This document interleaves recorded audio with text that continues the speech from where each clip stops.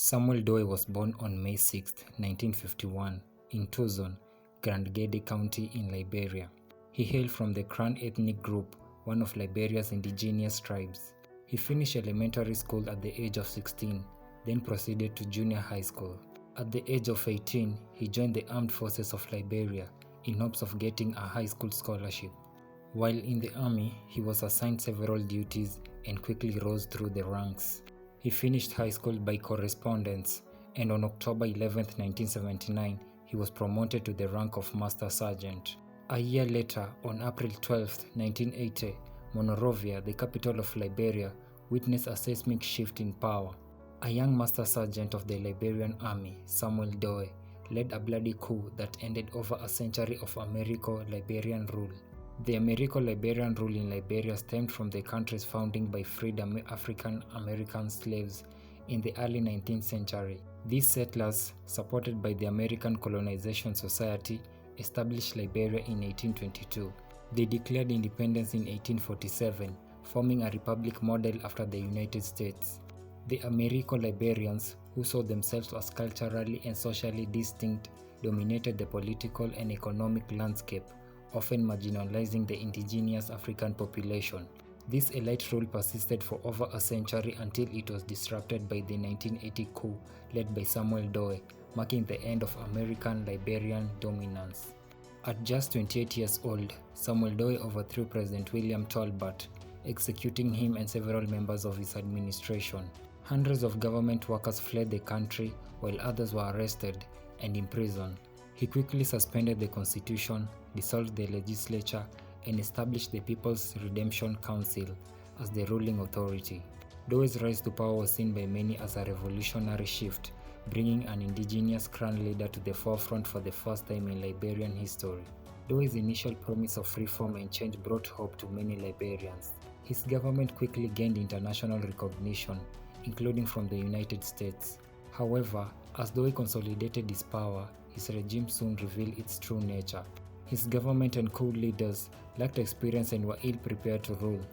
Human rights abuses became rampant. Doe's administration was marked by brutal repression of opposition, ethnic favouritism towards the Krahn people, and pervasive corruption. Opposition was met with violence, and political freedom became a distant memory. In an effort to legitimize his rule, Doe organized presidential election in 1985. The process was marred by allegations of fraud and vote rigging. Despite this, Doe declared victory and retained his grip on power, but the political climate grew increasingly unstable.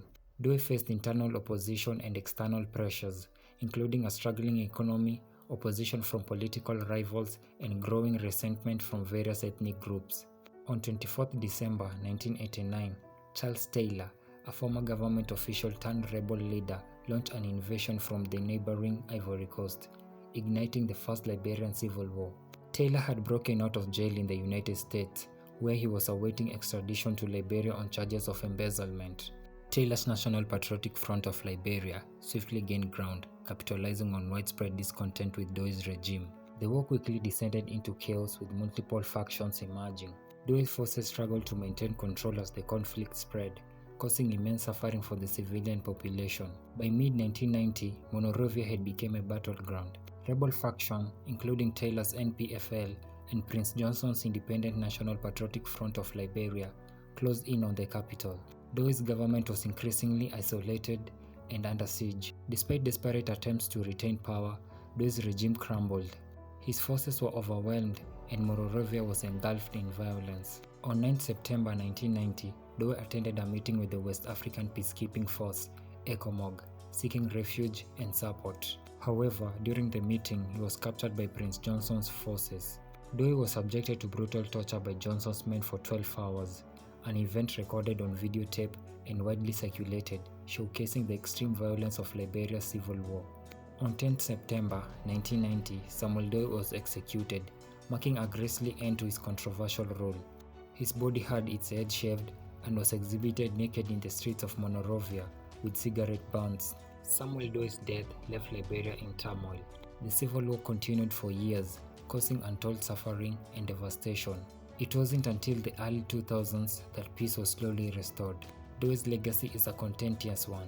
While some remembered him as a symbol of indigenous empowerment, many others view his regime as a period of brutal dictatorship and ethnic strife.